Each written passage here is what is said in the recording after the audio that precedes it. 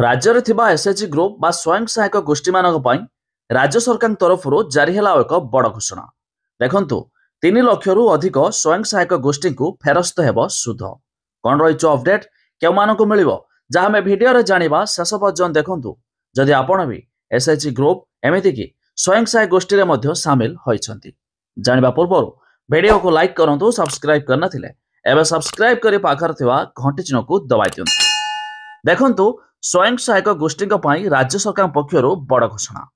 स्वयं सहायक गोष्ठी बैंक ऋण पर फेरस्त हेब सुध।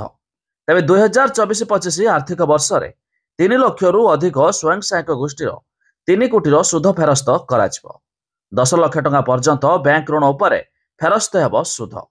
एने मुख्यमंत्री कार्यालय पक्षर घोषणा कर जनता मैदान प्रथम सुभद्रा शक्ति मेला को शनिवार उद्घाटन करी मुख्यमंत्री कहते जे 2024-25 आर्थिक वर्ष में 3 लाख रु ऊर्ध्व स्वयं सहायक गोष्ठी को 300 कोटी टंकार सुध फेरस्त कर सहित चलित वर्ष सरकार राज्य में प्राय 5,80,000 स्वयं सहायक गोष्ठी को दि जाउथिबा रिवलिंग फंड परिमाण को 15,000 टंका रु 30,000 टंका को वृद्धि कराइछि।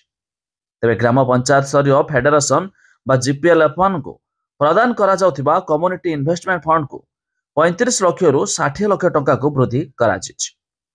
तेबे राज्य सरकार पई महिला सशक्तिकरण केवल एक स्लोगान नुहे, यह एक आंदोलन। तेबे व्यक्तिगत स्तर रे हो बा ग्रुप स्तर रे प्रत्येक महिला जेपरि दक्ष उद्योगी होई आर्थिक स्वतंत्रता हासिल करिवे सेति उद्यम आरंभ होइछि। तेबे जाकी बड़ अपडेट मुताबक राज्य रे थिबा 3 लाख रु अधिक स्वयं सहायक गोष्ठी बा एसएचजी ग्रुप मानको 300 कोटी टंकार सुध फेरस्त कराजिबो। यह मध्य सीधा सड़क आपण अकाउंट रे होइजिबो जमा। तेबे अधिक जानिया पाई वेबसाइट रे लिंक हम डिस्क्रिप्शन रे देछु, आपण माने जाई मध्य चेक करते पारिबे।